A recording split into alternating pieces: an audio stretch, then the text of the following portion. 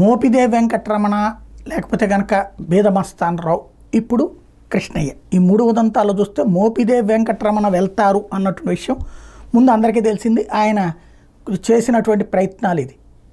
కానీ ఆ తర్వాత ఆయన ఆగిపోతున్నారు అనుకున్నారు, వెళ్ళిపోయారు. సరే అది పక్కన పెడితే బేదమస్తానరావు వెళ్తారని ఎవరు అనుకోలేదు. సైలెంట్గా కొట్టారు జగన్ని. ఆ తర్వాత అసలు ఇంకా మళ్ళీ కృష్ణయ్య వీళ్ళందరూ మేము ఎక్కడికి పోమని చెప్పారు. చెప్పినటువంటి వాళ్ళు అకస్మాత్తుగా వెళ్ళిపోవడం. అందులో కృష్ణయ్య ఆయన రాజీనామా, సాధారణంగా రాజీనామా అంటే వెళ్ళబోతున్నాను, వెళ్ళాడు, ఇదంతా. ఇప్పుడు ఇక రేపు మాపు గొల్లబాబురావు కూడా అట్లా వెళ్ళిపోతారేమో. గొల్లబాబురావు ఇంతకుముందే చెప్పుకొచ్చారు కదా, అప్పుడే ప్రిపేర్డ్గా ఉన్నారు ఆయన అనుకున్నారు అందరూ.